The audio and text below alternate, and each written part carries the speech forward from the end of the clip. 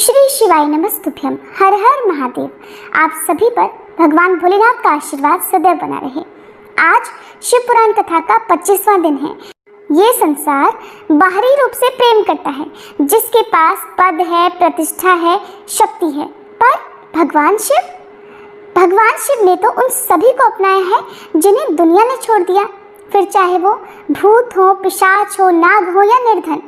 यहाँ पर शौनक आदि ऋषि श्री सूत जी महाराज से कह रहे हैं कि हे सूत जी, आपने संपूर्ण लोकों के हित की कामना से नाना प्रकार के आख्यानों से युक्त जो शिव अवतार का महात्म्य बताया है वो तो बहुत ही उत्तम है। अब आप पुनः शिव जी के परम उत्तम महात्म्य का तथा शिवलिंग की महिमा का प्रसन्नता पूर्वक वर्णन भी कीजिए। तब श्री सूत जी महाराज कहने लगे कि हे मुनीश्वरों, जो प्रतिदिन प्रातःकाल उठकर इन 12 दिव्य ज्योतिर्लिंगों के नाम का पाठ या श्रवण भी कर लेता है, वो सभी पापों से मुक्त होकर सभी सिद्धियों को प्राप्त भी कर लेता है। मुनीश्वरों, जिस जिस मनोरथ को पाने की इच्छा रखकर श्रेष्ठ मनुष्य इन 12 नामों का पाठ करेंगे, वे इस लोक और परलोक में उस मनोरथ को अवश्य प्राप्त करेंगे।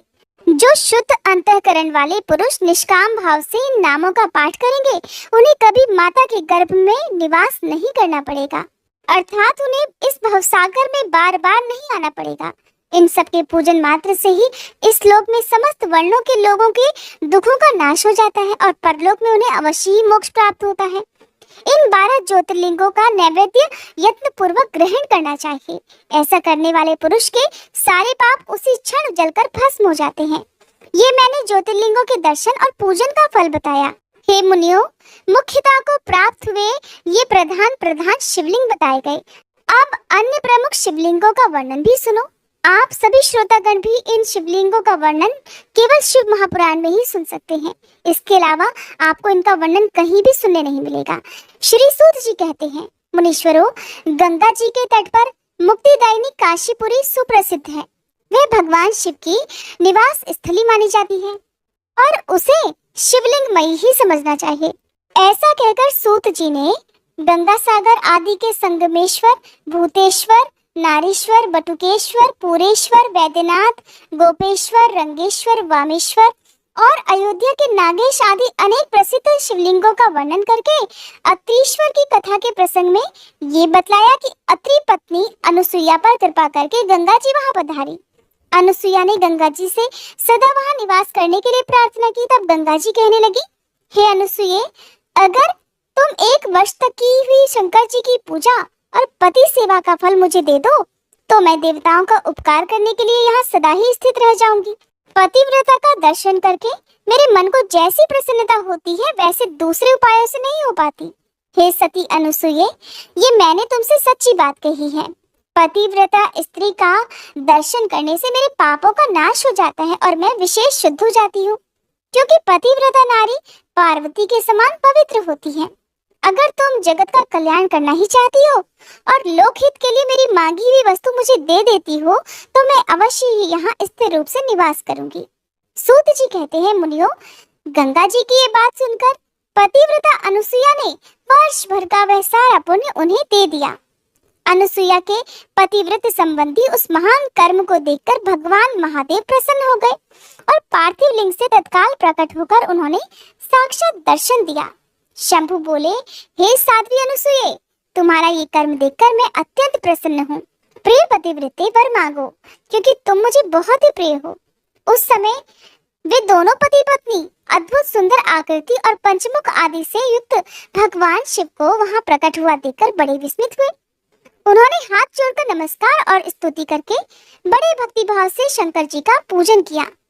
फिर उन लोक कल्याणी शिव जी से कहा, हे देवेश्वर, यदि आप प्रसन्न हैं और जगदम्बा गंगा जी भी प्रसन्न है, तो आप इस तपोवन में निवास कीजिए और समस्त लोगों के लिए सुखदायक हो जाइए। तब गंगा जी और भगवान शिव दोनों ही प्रसन्न होकर उस स्थान पर जहाँ वे ऋषि शिरोमणि रहते थे प्रतिष्ठित हो गए। इन्हीं शिव का नाम वहाँ पर अत्रीश्वर पड़ गया। अब आपको कथा सुनाते हैं एक ऐसे स्थान की जहाँ वर्ष में एक दिन गंगा जी भी जाती हैं।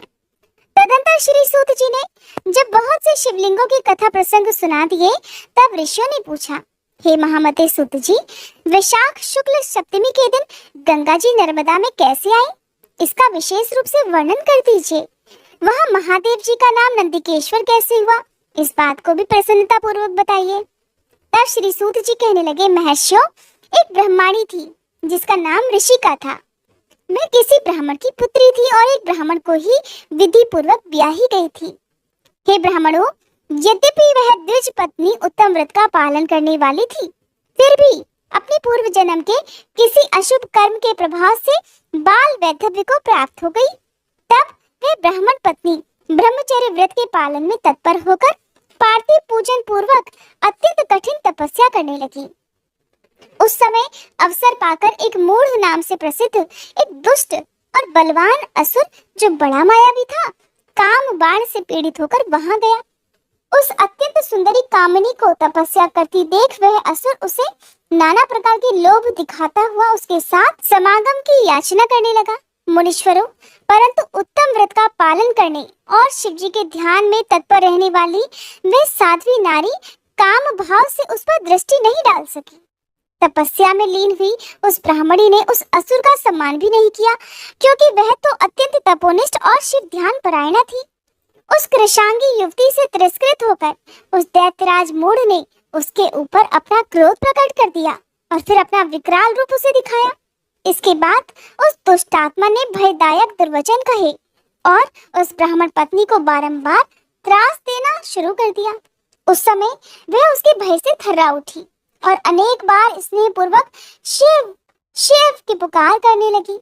उस तनवंगी द्विज पत्नी ने भगवान शिव का पूर्णतः आश्रय ले रखा था। शिव जी का नाम जपने वाली वह नारी अत्यंत व्याकुल होकर अपने धर्म की रक्षा करने के लिए भगवान शंभु की ही शरण में गई।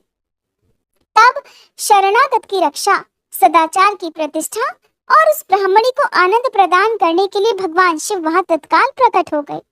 भक्त वत्सल परमेश्वर शंकर ने उस काम विवल दैत्यराज मूढ़ को तत्काल भस्म कर दिया और ब्राह्मणी की ओर कृपा दृष्टि से देखकर भक्त की रक्षा करने के लिए दत्तचित होकर कहा, वर मांगो।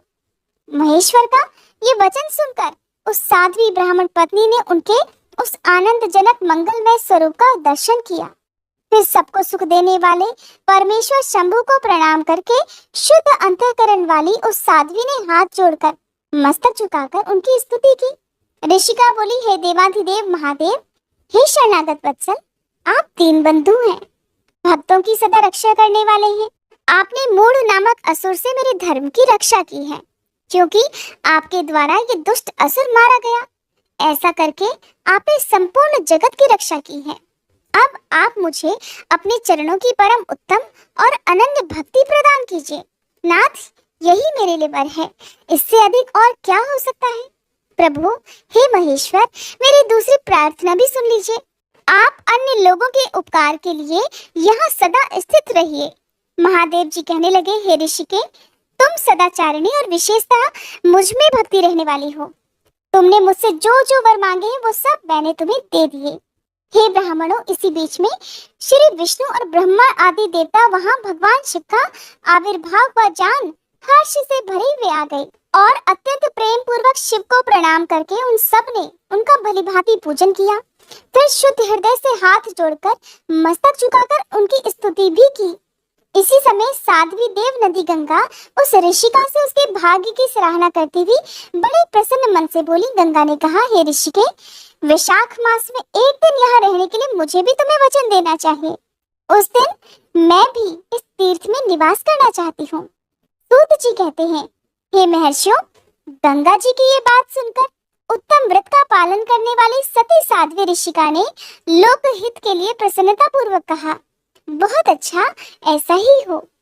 भगवान शिव ऋषिका को आनंद प्रदान करने के लिए अत्यंत प्रसन्न होकर उस पार्थिव लिंग में अपने पूर्ण अंश से विलीन हो गए।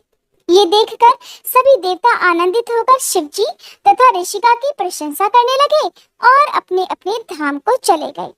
उस दिन से नर्मदा का वह तीर्थ ऐसा उत्तम और पावन हो गया और संपूर्ण पापों का नाश करने वाले शिव जी भी वहां नंदिकेश के नाम से विख्यात हुए। मान्यता है कि गंगा जी भी प्रतिवर्ष वैशाख मास की सप्तमी तिथि के दिन शुभ की इच्छा से अपने उस पाप को धोने के लिए वहां जाती हैं जो मनुष्यों से वे ग्रहण किया करती हैं। तदंतर कपिला नगरी के कालेश्वर, रामेश्वर आदि की महिमा बताते हुए श्री सूत जी ने समुद्र के तट पर स्थित गोकर्ण क्षेत्र के शिवलिंगों की महिमा का वर्णन किया था। फिर महाबल नामक शिवलिंग का अद्भुत महात्म्य सुनाकर अन्य बहुत से शिवलिंगों की विचित्र महात्म्य कथा का वर्णन करने के बाद ऋषियों के पूछने पर वे ज्योतिर्लिंगों का वर्णन करने लगे। सूत जी बोले, हे ब्राह्मणों, मैंने सदगुरु से जो कुछ भी सुना है वह ज्योतिर्लिंगों का महात्म्य और उनके प्राकट्य का प्रसंग अपनी बुद्धि के अनुसार संक्षेप से ही सुनाऊंगा। तुम सब लोग ध्यान पूर्वक सुनो। मुने, ज्योतिर्लिंगों में सबसे पहले सोमनाथ का नाम आता है, इसलिए आप सभी पहले उन्हीं के महात्म्य को सावधान होकर सुनो। मुनीश्वरों, महामना प्रजापति दक्ष ने अपनी अश्विनी आदि 27 कन्याओं का विवाह चंद्रमा के साथ किया था। चंद्रमा को पति के रूप में पाकर विदक्ष कन्याएं विशेष शोभा पाने लगी और चंद्रमा भी उन्हें पत्नी के रूप में पाकर निरंतर सुशोभित होने लगे। उन सब पत्नियों में भी जो रोहिणी नाम की पत्नी थी, एकमात्र वही चंद्रमा को जितनी प्रिय थी उतनी दूसरी कोई पत्नी बिल्कुल भी प्रिय नहीं हुई। इससे दूसरी पत्नियों को बड़ा दुख हुआ। वे सब अपने पिता की शरण में गई। वहां जाकर अपने पिता से उन्होंने जो भी दुख था वो कह सुनाया। हे मुनीश्वरों, वह सब सुनकर दक्ष भी दुखी हो गए।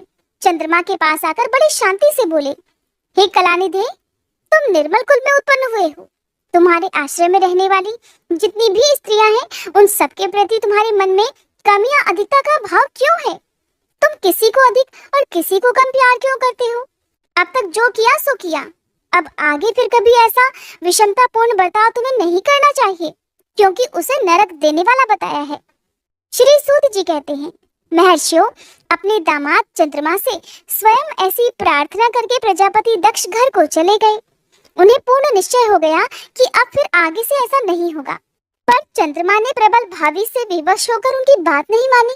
वे रोहिणी में इतने आसक्त हो गए थे कि दूसरी किसी भी पत्नी का उन्होंने आदर ही नहीं किया। इस बात को सुनकर दक्ष प्रजापति दुखी होकर फिर स्वयं आकर चंद्रमा को उत्तम नीति से समझाने लगे और न्यायोचित बर्ताव के लिए प्रार्थना करने लगे। दक्ष बोले, चंद्रमा सुनो, मैं पहले भी अनेक बार तुमसे प्रार्थना कर चुका हूँ, फिर भी तुमने मेरी बात नहीं मानी, इसलिए आज मैं शाप देता हूँ कि तुम्हें क्षय रोग हो जाए। सूत जी कहते हैं, दक्ष के ऐसा कहते ही क्षण भर में ही चंद्रमा क्षय रोग से ग्रस्त हो गए। उनके क्षीण होते ही उस समय सभी और महान हाहाकार मच गया। सब देवता और ऋषि कहने लगे कि हाय हाय, अब क्या करना चाहिए? चंद्रमा कैसे ठीक होंगे? मुने, इस प्रकार दुख में पड़कर वे लोग विह्वल हो गए।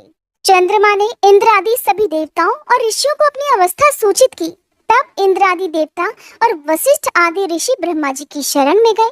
उनकी बात सुनकर ब्रह्मा जी कहने लगे, देवताओं, जो हुआ सो हुआ, अब वह निश्चय ही पलट नहीं सकता, इसलिए उसके निवारण के लिए मैं तुम्हें एक उत्तम उपाय बताता हूँ, आदर पूर्वक सुनो। चंद्रमा देवताओं के साथ प्रभास नामक शुभ क्षेत्र में जाएं और वहां मृत्युंजय मंत्र का विधि पूर्वक अनुष्ठान करते हुए भगवान शिव की आराधना करें। अपने सामने शिवलिंग की स्थापना करके वहां चंद्रदेव नित्य तपस्या करें। इससे प्रसन्न होकर शिव जी उन्हें क्षय रहित कर देंगे। तब देवताओं तथा ऋषियों के कहने से ब्रह्मा जी की आज्ञा के अनुसार चंद्रमा ने वहां 6 महीने तक निरंतर तपस्या की। मृत्युंजय मंत्र से भगवान वृषभ ध्वज का पूजन किया। 10 करोड़ मंत्र का जप और मृत्युंजय का ध्यान करते हुए चंद्रमा वहां स्थिर चित्त होकर लगातार खड़े रहे।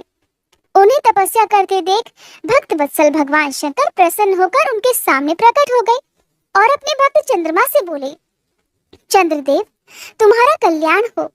तुम्हारे मन में जो अभीष्ट हो वह वर मांग लो। मैं अति प्रसन्न हूँ और तुम्हें संपूर्ण उत्तम वर भी प्रदान अवश्य करूंगा। महादेव को प्रसन्न देखकर चंद्रमा बोले, हे देवेश्वर, अगर आप प्रसन्न हैं तो मेरे लिए क्या साध्य हो सकता है? फिर भी हे प्रभु, हे शंकर जी, आप मेरे शरीर के इस क्षय रोग का निवारण कर दीजिए। मुझसे जो अपराध बन गया हो उसे क्षमा कर दीजिए। शिव जी कहने लगे, चंद्रदेव, एक पक्ष में तुम्हारी कला प्रतिदिन क्षीण हो और दूसरे पक्ष में फिर वह निरंतर बढ़ती रहे। फिर चंद्रमा ने भी भक्ति भाव से भगवान शंकर की स्तुति की। इससे पहले निराकार होते हुए भी वे भगवान शिव फिर साकार हो गए। देवताओं पर प्रसन्न होकर उस क्षेत्र के महात्म्य को बढ़ाने और चंद्रमा के यश का विस्तार करने के लिए भगवान शंकर उन्हीं के नाम पर वहां सोमेश्वर कहलाए और सोमनाथ के नाम से तीनों लोकों में विख्यात हो गए। ब्राह्मणों, सोमनाथ का पूजन करने से वे उपासक के क्षय तथा कोढ़ आदि रोगों का नाश कर देते हैं। ये चंद्रमा धन्य है, कृतकृत्य है, जिनके नाम से तीनों लोकों के स्वामी साक्षात भगवान शंकर भूतल को पवित्र करते हुए प्रभास क्षेत्र में विद्यमान है।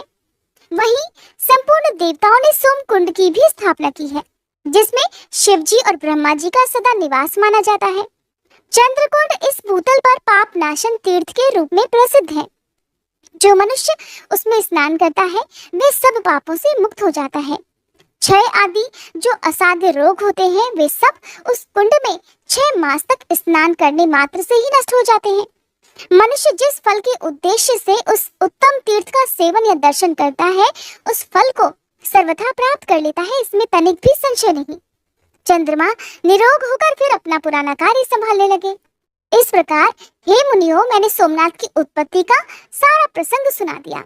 इसी तरह सोमेश्वर लिंग का प्रादुर्भाव हुआ है।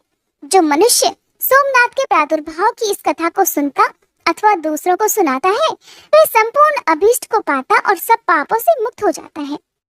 सूत जी कहते हैं, हे महर्षियों, अब मैं मल्लिकार्जुन के प्रादुर्भाव का प्रसंग भी बताता हूँ, जिसे सुनकर बुद्धिमान पुरुष सभी पापों से मुक्त हो जाता है।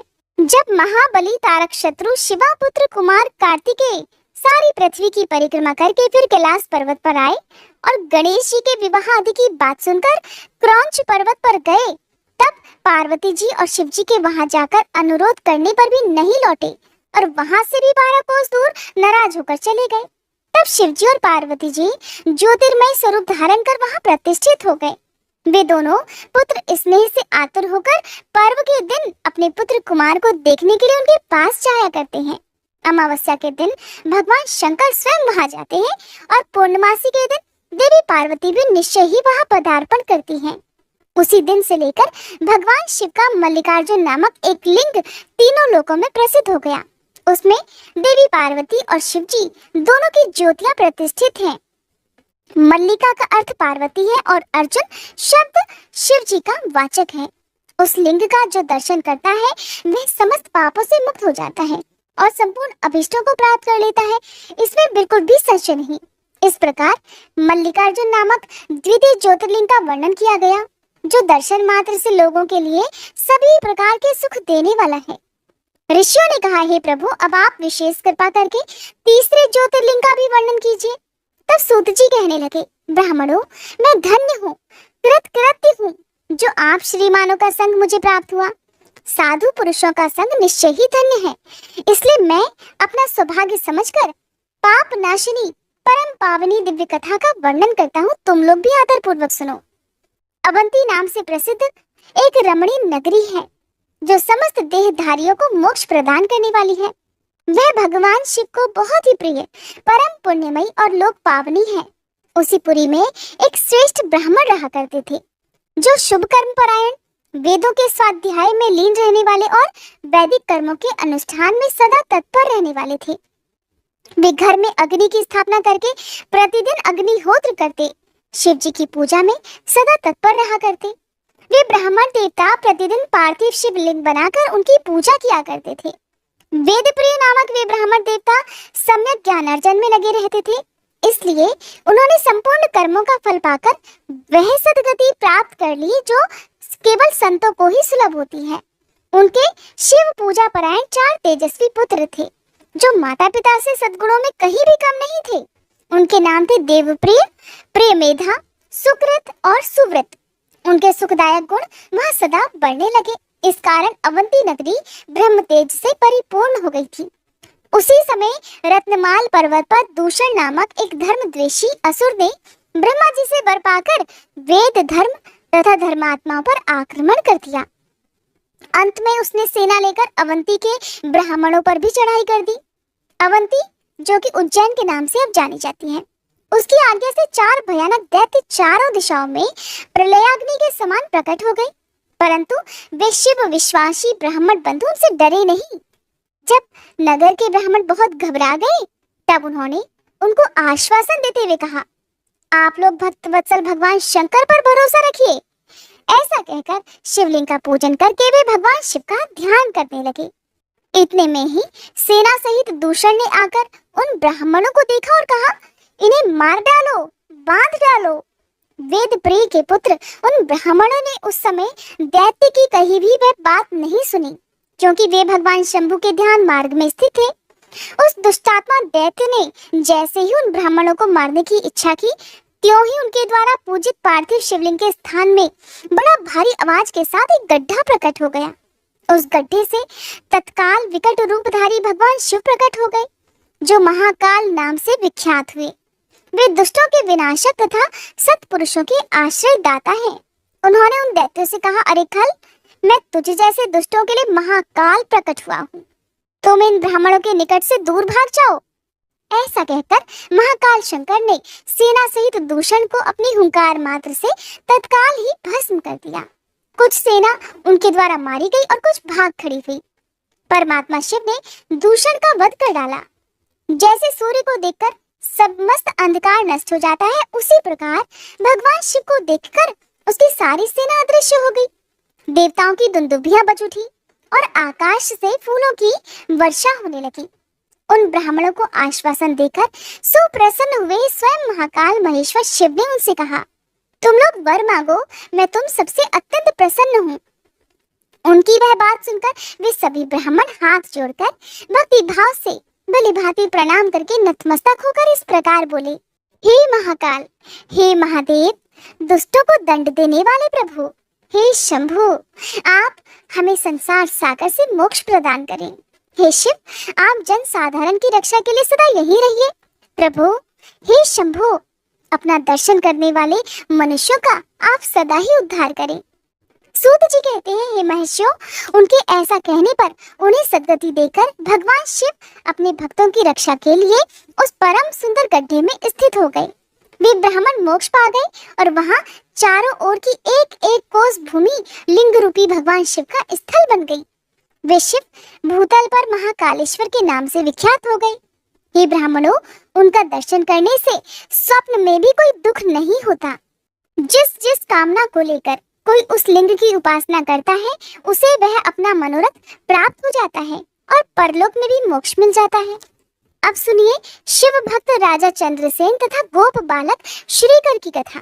श्री सूत जी कहते हैं, हे ब्राह्मणों, भक्तों की रक्षा करने वाले महाकाल नामक ज्योतिर्लिंग का महात्म्य भक्ति भाव को बढ़ाने वाला है। उसे आदर पूर्वक सुनो। उज्जैनी में चंद्रसेन नामक एक महान राजा थे, जो सभी शास्त्रों के तत्वज्ञ, शिव भक्त और जितेंद्रिय थे। शिव जी के पार्षदों में प्रधान तथा सर्वलोक वंदित मणिभद्र जी राजा चंद्रसेन के सखा हो गए थे। एक समय उन्होंने राजा पर प्रसन्न होकर उन्हें चिंतामणि नामक महामणि प्रदान की, जो कौस्तुभ मणि तथा सूर्य के समान दैदीप्यमान थी। वह देखने, सुनने अथवा ध्यान करने पर भी मनुष्यों का निश्चय ही मंगल प्रदान करती थी। भगवान शिव के आश्रित रहने वाले राजा चंद्रसेन उस चिंतामणि को कंठ में धारण करके जब सिंहासन पर बैठा करते, तब देवताओं में सूर्य नारायण की तरह उनकी शोभा हुआ करती थी। राजा चंद्रसेन के कंठ में चिंतामणि शोभा देती है, ये सुनकर समस्त राजाओं के मन में उस मणि के प्रति लालच बढ़ गया और वे शुद्ध रहने लगे, क्योंकि वे सभी राजा की मणि को छीनना चाहते थे। फिर वे सब राजा चतुरंगिणी सेना के साथ आकर युद्ध में चंद्रसेन को जीतने के लिए उद्यत हो गए। वे सब परस्पर मिल गए थे और उनके साथ बहुत सारे सैनिक भी थे।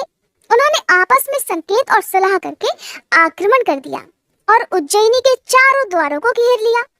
अपनी पुरी को संपूर्ण राजाओं द्वारा घिरी हुई देखकर राजा चंद्रसेन उन्हीं भगवान महाकालेश्वर की शरण में गए और मन को संदेह रहित करके दृढ़ निश्चय के साथ उपवास पूर्वक दिन रात अनन्य भाव से महाकाल की आराधना करने लगे। उन्हीं दिनों उस श्रेष्ठ नगर में कोई ग्वालिन रहा करती थी, जिसके एकमात्र पुत्र था। वे विधवा थी और उज्जैनी में बहुत दिनों से रहा करती थी। वह अपने 5 वर्ष के बालक को लिए हुए महाकाल के मंदिर में गई। उसने राजा चंद्रसेन द्वारा की गई महाकाल की पूजा का आदर पूर्वक दर्शन किया।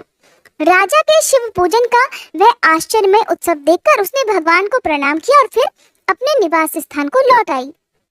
ग्वालिन के उस बालक ने भी वह सारी पूजा देखी थी, इसलिए घर आने पर उसने कौतूहलवश शिव जी की पूजा करने का विचार किया। एक सुंदर पत्थर लाकर उसे अपने शिविर से दूर ही दूसरे शिविर के एकांत स्थान में रख दिया और उसी को शिवलिंग मान लिया। फिर उस बालक ने भक्ति पूर्वक कृत्रिम गंध, अलंकार, वस्त्र, धूप, दीप और अक्षत आदि द्रव्य जुटाकर उनके द्वारा पूजन करके मन कल्पित दिव्य नैवेद्य भी अर्पित कर दिए, जैसे कि आमतौर पर छोटे बच्चे किया करते हैं। छोटे बच्चे जब बड़ों को कुछ भी पूजा पाठ करते देखते हैं तो वो अपने नन्हे नन्हे हाथों से अपने मन से जिस तरह भी पूजा करना चाहते हैं वो कर लेते हैं। तो सुंदर सुंदर पत्तों और फूलों से बारंबार पूजन करके तरह तरह से उस बालक ने नृत्य भी किया और बारंबार भगवान के चरणों में अपना मस्तक भी झुकाया। इसी समय ग्वालिन ने भगवान शिव में आसक्त चित्त हुए अपने पुत्र को बड़े प्यार से भोजन के लिए बुलाया, परंतु उस बालक का मन तो भगवान शिव की पूजा में लगा हुआ था। इसलिए जब बार बार बुलाने पर भी उस बालक को भोजन करने की इच्छा नहीं हुई, तब उसकी माँ स्वयं उसके पास गई और उसे शिव जी के आगे आंख बंद करके ध्यान लगाए बैठा देख उसका हाथ पकड़कर खींचने लगी। इतने पर भी जब वह बालक नहीं उठा, तब उसने क्रोध में आकर उसे खूब पीटा। खींचने और मारने पीटने पर भी जब उसका पुत्र नहीं आया, तब उसने वह शिवलिंग उठाकर दूर फेंक दिया और उस पर चढ़ाई हुई सारी पूजा सामग्री भी नष्ट कर दी। ये देखकर वह नन्हा बालक हाय हाय कहकर रो उठा। क्रोध में भरी हुई वह ग्वालिन अपने बेटे को डांट फटकार कर फिर से घर में चली गई। भगवान शिव की पूजा को माता के द्वारा नष्ट की गई देख वह बालक देव देव महादेव की पुकार करते हुए सहसा मूर्छित होकर गिर पड़ा। उसके नेत्रों से आंसू की धारा बहने लगी। 2 घड़ी बाद जब उसे होश आया, तब उसने आंख खोली। आंख खुलने पर उस बालक ने देखा कि उसका वही शिविर भगवान शिव के अनुग्रह से तत्काल महाकाल का सुंदर मंदिर बन गया है। मणियों के चमकीले खंभे उसकी शोभा बढ़ा रहे थे। वहां की भूमि स्फटिक मणि से जड़ दी गई थी। तपाए हुए सोने के बहुत से विचित्र कलश उस शिवालय को सुशोभित करते थे। उसके विशाल द्वार, कपाट और प्रधान द्वार स्वर्णमय दिखाई देते थे। वहां बहुमूल्य नीलमणि और हीरे के बने हुए चबूतरे शोभा दे रहे थे। उस शिवालय के मध्य भाग में दयानिधान शंकर का रत्नमय लिंग प्रतिष्ठित था। ग्वालिन के उस पुत्र ने देखा कि उस शिवलिंग पर उसकी अपनी ही चढ़ाई हुई पूजन सामग्री भी सुसज्जित है, जिसे उसकी माता ने फेंक दिया था। ये सब देखकर वह बालक सहसा उठकर खड़ा हो गया।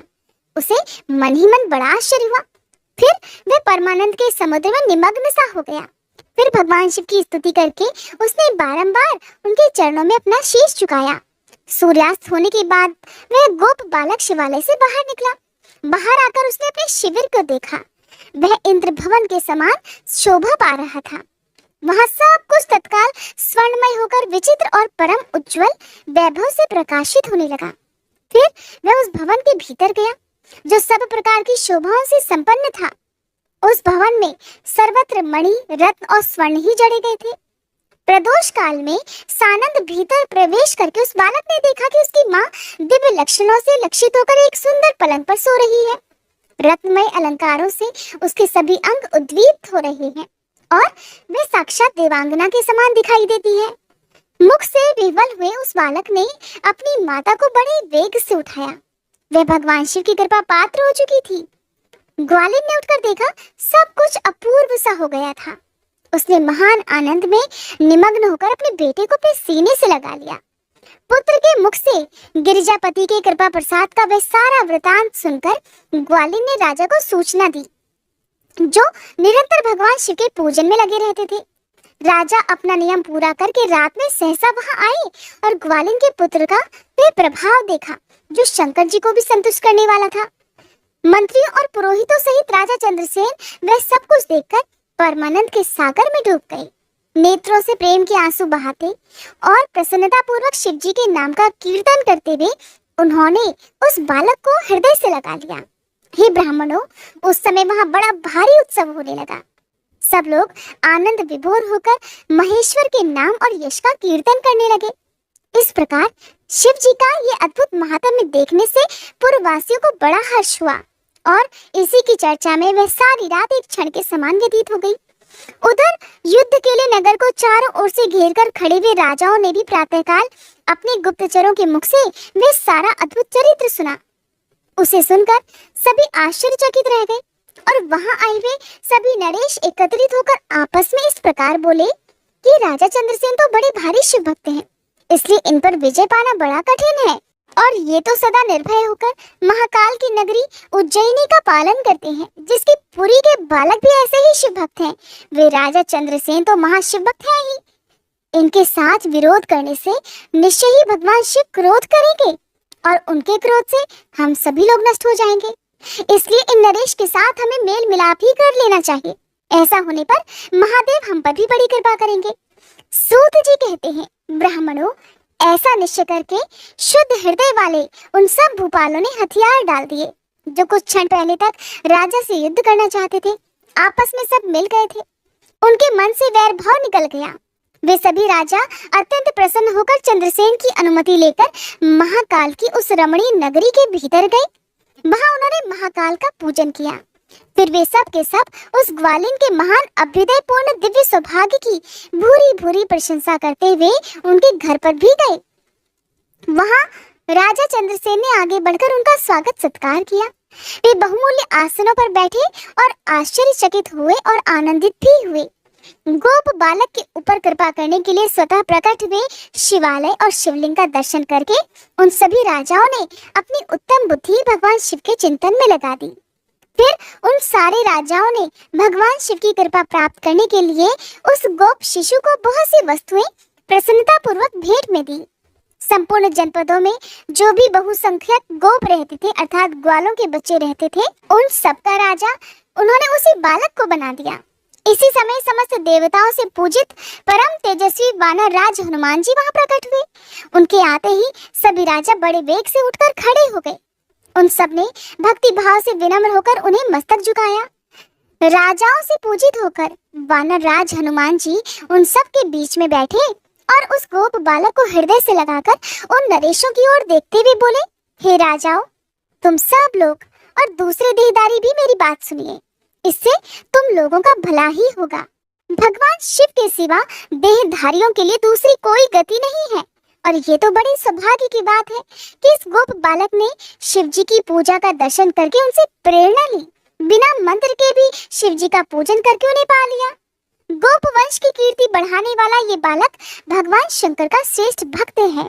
इस लोक में सभी भोगों का उपभोग करके अंत में ये मोक्ष प्राप्त कर लेगा। इसकी वंश परंपरा के अंतर्गत 8वीं पीढ़ी में महायशस्वी नंद उत्पन्न होंगे, जिनके यहाँ साक्षात भगवान नारायण उनके पुत्र रूप से प्रकट होकर श्री कृष्ण नाम से प्रसिद्ध होंगे। आज से ये गोप कुमार इस जगत में श्रीकर के नाम से विशेष ख्याति प्राप्त करेगा। सूत जी कहते हैं, हे ब्राह्मणों, ऐसा कहकर अंजनी नंदन शिव रूप वानर राज हनुमान जी ने समस्त राजाओं और महाराज चंद्रसेन को भी कृपा दृष्टि से देखा। फिर उन्होंने उस बुद्धिमान गोप बालक श्रीकर को बड़ी प्रसन्नता के साथ शिव जी की उपासना के उस आचार व्यवहार का उपदेश दिया जो भगवान शिव को भी बहुत प्रिय है। इसके बाद परम प्रसन्न हुए हनुमान जी चंद्रसेन और श्रीकर से विदा लेकर उन सभी राजाओं के देखते देखते वहीं अंतर्ध्यान हो गए। वे सब राजा हर्ष में भरकर सम्मानित होकर महाराज चंद्रसेन की आज्ञा लेकर जैसे आए थे वैसे ही लौट गए। महातेजस्वी श्रीकर भी हनुमान जी का उपदेश पाकर धर्मज्ञ ब्राह्मणों के साथ शंकर जी की उपासना करने लगे। महाराज चंद्रसेन और गोप बालक श्रीकर दोनों ही बड़ी प्रसन्नता के साथ महाकाल की सेवा किया करते थे। उन्हीं की आराधना करके उन दोनों ने परम पद प्राप्त कर लिया। इस प्रकार महाकाल नामक शिवलिंग सत्पुरुषों का आश्रय है। भक्त वत्सल शंकर दुष्ट पुरुषों का सर्वथा हनन संहार करने वाले हैं। ये परम पवित्र रहस्यमय आख्यान कहा गया है जो सभी प्रकार का सुख देने वाला है। ये शिव भक्ति को बढ़ाने और स्वर्ग की प्राप्ति कराने वाला भी है। ऋषियों ने कहा, हे महाभाग सूत जी, आपने अपने भक्त की रक्षा करने वाले महाकाल नामक शिवलिंग की बड़ी अद्भुत कथा सुनाई है। अब कृपा करके चौथे शिवलिंग का परिचय भी दीजिए। ओंकार तीर्थ में सर्वपातकहारी परमेश्वर का जो ज्योतिर्लिंग है उसके आविर्भाव की कथा भी सुनाइए। तब सूत जी महाराज बोले, हे महर्षियों, ओंकार तीर्थ में परमेश संज्ञक ज्योतिर्लिंग जिस प्रकार प्रकट हुआ है वह बतलाता हूँ, प्रेम से सुनो। एक समय की बात है, भगवान नारद मुनि गोकर्ण नामक शिवजी के समीप जाकर बड़ी भक्ति के साथ उनकी सेवा करने लगे। कुछ समय के बाद वे मुनिश्रेष्ठ वहां से गिरिराज विंध्य पर आए और विंध्य ने वहां बड़े आदर के साथ उनका पूजन किया। मेरे यहाँ सब कुछ है, किसी बात की कोई कमी नहीं होती है। इस भाव को मन में लेकर विंध्याचल नारद जी के सामने खड़ा हो गया। उसकी वह अभिमान भरी बात सुनकर अहंकार नाशक नारद मुनि लंबी सांस खींचकर चुपचाप खड़े रह गए। उन्हें देख विंध्य पर्वत ने पूछा, हे महर्षि, आपने मेरे यहाँ कौन सी कमी देखी है? आपके इस तरह लंबी सांस खींचने का कारण क्या है? तो नारद जी कहने लगे, नारायण नारायण, भैया तुम्हारे यहाँ तो सब कुछ है, फिर भी मेरू पर्वत तुमसे बहुत ऊंचा है। उसके शिखरों का विभाग देवताओं के लोकों में भी जा पहुंचा है, किंतु तुम्हारे शिखर का भाग वहां कभी नहीं पहुंच सका। सूत जी कहते हैं, ऐसा कहकर नारद जी वहां से जिस तरह आए थे उसी तरह चल दिए, परंतु विंध्य पर्वत मेरे जीवन आदि को धिक्कार है, ऐसा सोचता हुआ मन ही मन संतप्त हो उठा। अच्छा, अब मैं भगवान विश्वनाथ शंभु की आराधना पूर्वक तपस्या करूंगा। ऐसा दृढ़ निश्चय करके वह भगवान शंकर की शरण में गया। फिर जहाँ साक्षात ओंकार की स्थिति है वहां प्रसन्नता पूर्वक जाकर उसने शिव जी की पार्थिव मूर्ति बनाई और 6 मास तक निरंतर शंभु की आराधना करके उनके ध्यान में तत्पर होकर वह अपनी तपस्या के स्थान से हिला तक नहीं। विंध्याचल की ऐसी तपस्या देखकर पार्वती पति प्रसन्न हो गए। उन्होंने विंध्याचल को अपना वह स्वरूप दिखाया जो योगियों के लिए भी दुर्लभ है। वे प्रसन्न होकर उस समय उससे बोले, हे विंध्य, तुम मनोवांछित वर मांगो, मैं तो भक्तों को अभीष्ट वर देने वाला हूँ और इस समय तुम्हारी तपस्या से अत्यंत प्रसन्न हूँ। विंध्य बोला, हे देवेश्वर शंभु, आप सदा ही भक्तवत्सल हैं। अगर आप मुझ पर प्रसन्न हैं, तो मुझे वह अभीष्ट बुद्धि प्रदान कर दीजिए जो अपने कार्य को सिद्ध करने वाली हो। भगवान शंभु तो बड़े दयालु हैं। उन्होंने उसे वह उत्तम वर दे दिया और कहने लगे, पर्वतराज विंध्य, तुम जैसा चाहो वैसा करो। इसी समय देवता तथा निर्मल अंतःकरण वाले ऋषि वहां आए और शंकर जी की पूजा करके बोले, हे प्रभु, आप यहाँ स्थिर रूप से निवास कीजिए। देवताओं की और ऋषि की ये बात सुनकर परमेश्वर शिव प्रसन्न हो गए और लोगों को सुख देने के लिए उन्होंने सहर्ष वैसा ही किया। वहां जो एक ही ओंकार लिंग था वह 2 रूपों में विभक्त हो गया। प्रणव में जो सदाशिव थे वो ओंकार नाम से विख्यात हो गए और पार्थिव मूर्ति में जो शिव ज्योति प्रतिष्ठित हुई उसकी परमेश्वर संज्ञा हुई, अर्थात परमेश्वर को ही अमलेश्वर भी कहते हैं। इस प्रकार ओंकार और परमेश्वर ये दोनों शिवलिंग भक्तों को अभीष्ट फल प्रदान करने वाले हैं। उस समय देवताओं और ऋषियों ने उन दोनों लिंगों की पूजा की और भगवान वृषभध्वज को संतुष्ट करके अनेक वर भी प्राप्त किए। फिर देवता अपने अपने स्थान को चले गए और विंध्याचल भी अधिक प्रसन्नता का अनुभव करने लगा। उसने अपने अभीष्ट कार्य को सिद्ध किया और मानसिक परिताप को त्याग दिया। जो भी पुरुष इस प्रकार भगवान शंकर का पूजन करता है वह बार बार जीवन मरण के बंधन में नहीं बनता, अर्थात वह माता के गर्भ में फिर नहीं आता और अपने अभीष्ट फल को प्राप्त कर लेता है, इसमें तनिक भी संशय नहीं। सूत जी कहते हैं, महर्षियों, ओंकार में जो ज्योतिर्लिंग प्रकट हुआ और उसकी आराधना से जो फल मिलता है वह सब तो मैंने तुम्हें बता दिया। इसके बाद मैं उत्तम केदार नामक ज्योतिर्लिंग का वर्णन करूंगा। सूत जी कहते हैं, हे ब्राह्मणों, भगवान विष्णु के जो नर नारायण नामक 2 अवतार हैं और भारतवर्ष के बद्रिकाश्रम तीर्थ में तपस्या करते हैं, उन दोनों ने पार्थिव शिवलिंग बनाकर उसमें स्थित होकर पूजा ग्रहण करने के लिए भगवान शंभु से प्रार्थना की।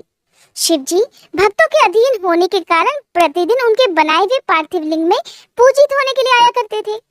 जब उन दोनों के पार्थिव पूजन करते बहुत दिन बीत गए, तब एक समय परमेश्वर शिव ने प्रसन्न होकर कहा, मैं तुम्हारी आराधना से अत्यंत संतुष्ट हूँ, इसलिए तुम मुझसे कोई वर मांगो। उस समय उनके ऐसा कहने पर नर और नारायण ने लोगों के हित की कामना से कहा, देवेश्वर, अगर आप प्रसन्न हैं और यदि मुझे वर देना चाहते हैं तो अपने स्वरूप से पूजा ग्रहण करने के लिए आप यहीं पर सदा के लिए स्थित हो जाइए। उन दोनों बंधुओं के इस प्रकार अनुरोध करने पर कल्याणकारी महेश्वर हिमालय के उस केदार तीर्थ में स्वयं ज्योतिर्लिंग के रूप में स्थित हो गए।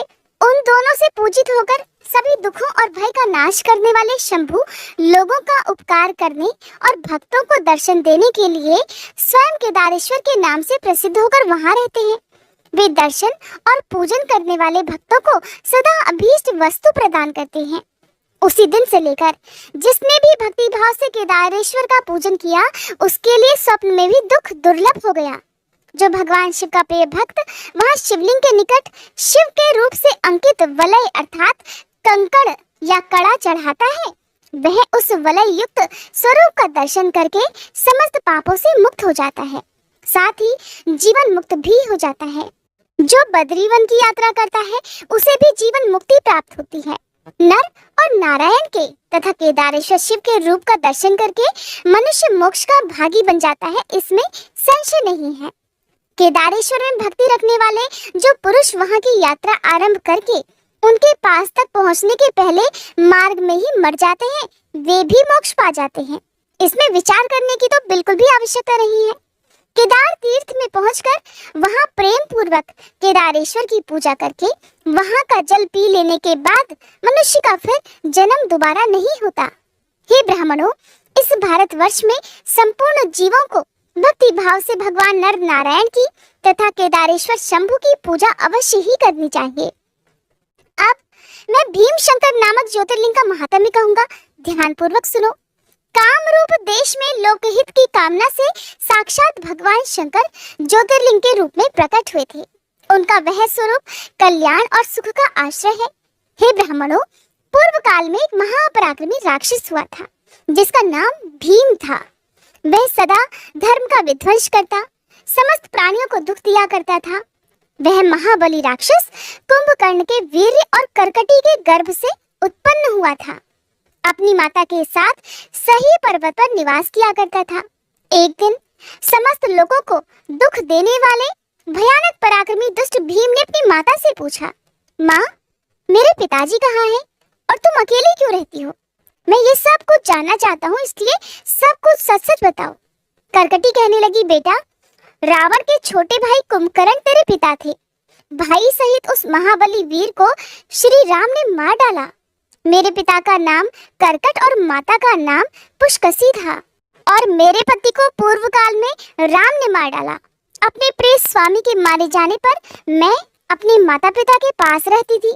एक दिन मेरे माता पिता अगस्त्य मुनि के शिष्य सुतीक्षण को अपना आहार बनाने के लिए गए। वे बड़े तपस्वी और महात्मा थे। उन्होंने कुपित होकर मेरे माता पिता को भस्म कर डाला। वे दोनों तो मर गए। तब से मैं अकेली होकर बड़े दुख के साथ इस पर्वत पर रहने लगी। अब मेरा कोई सहारा भी नहीं रह गया। मैं तो असहाय और दुख से आतुर होकर यहाँ निवास करती थी।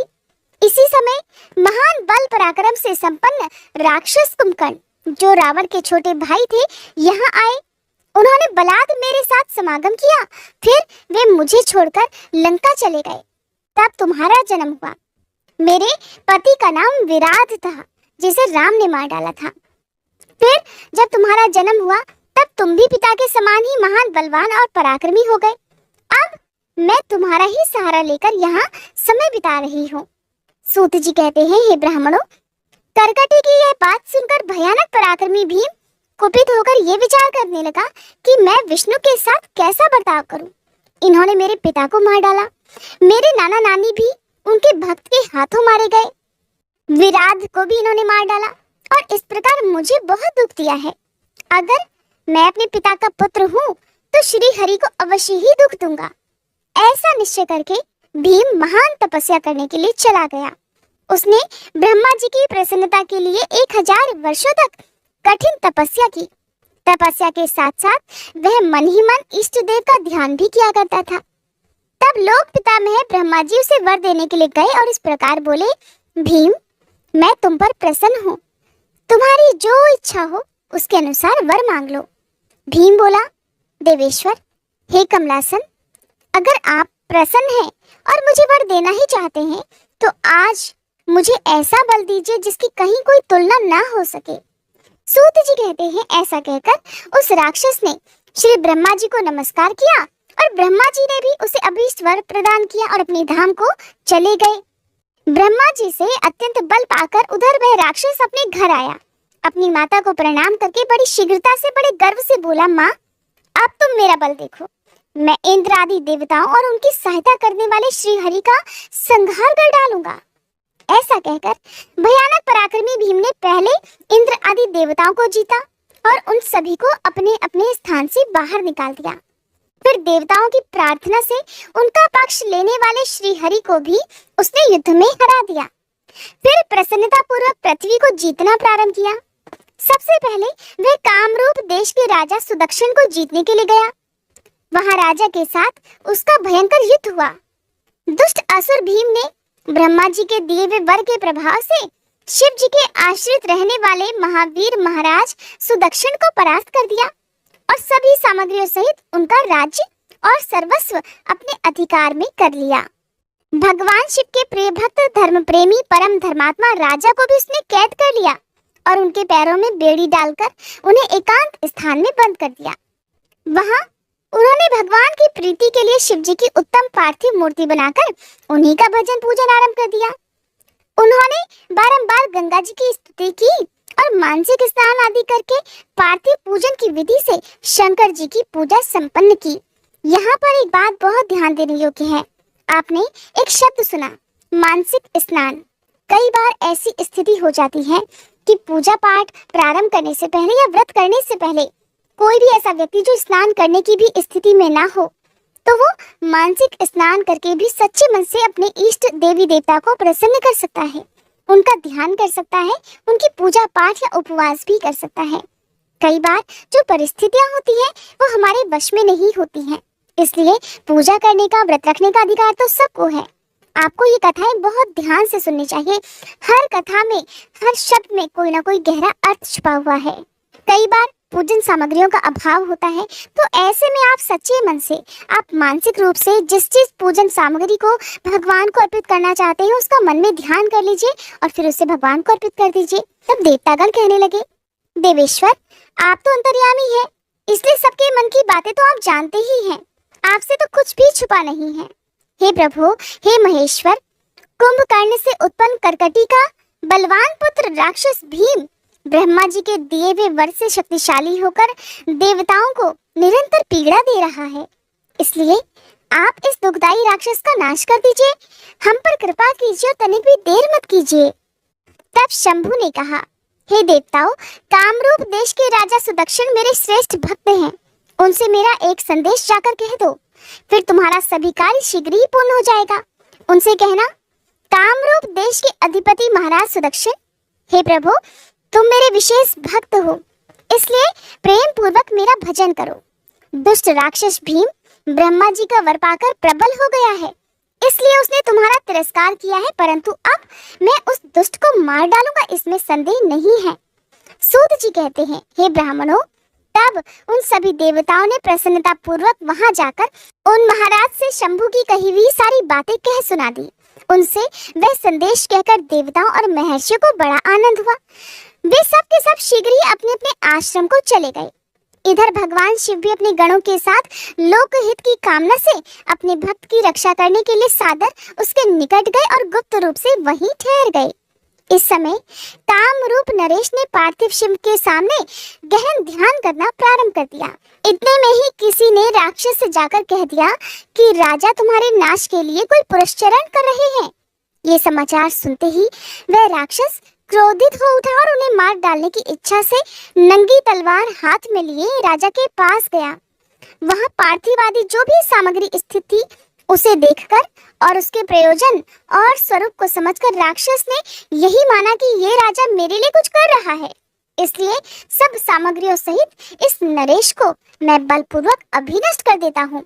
ऐसा मन में विचार कर उस महाक्रोधी राक्षस ने राजा को बहुत डांटा और पूछा, क्या कर रहे हो? राजा ने भगवान शंकर पर रक्षा का सारा भार सौंप कर कहा, मैं चराचर जगत के स्वामी भगवान शिव का पूजन कर रहा हूँ। तब राक्षस भीम ने भगवान शंकर के प्रति बहुत तिरस्कार युक्त दुर्वचन कहकर राजा को धमकाया और भगवान शंकर के पार्थिव लिंग पर तलवार चला दी। वह तलवार उस पार्थिव लिंग का स्पर्श भी नहीं करने पाई कि उससे साक्षात भगवान हर वहां प्रकट हो गए और बोले, देखो मैं भीमेश्वर हूँ और अपने भक्त की रक्षा करने के लिए यहाँ प्रकट हुआ हूँ। मेरा पहले से ही ये व्रत है कि मैं सदा अपने भक्तों की रक्षा करूं, इसलिए भक्तों को सुख देने वाले मेरे बल की ओर दृष्टिपात तो करो। ऐसा कहकर भगवान शिव ने पिनाक से उसकी तलवार को 2 टुकड़ों में बांट दिया।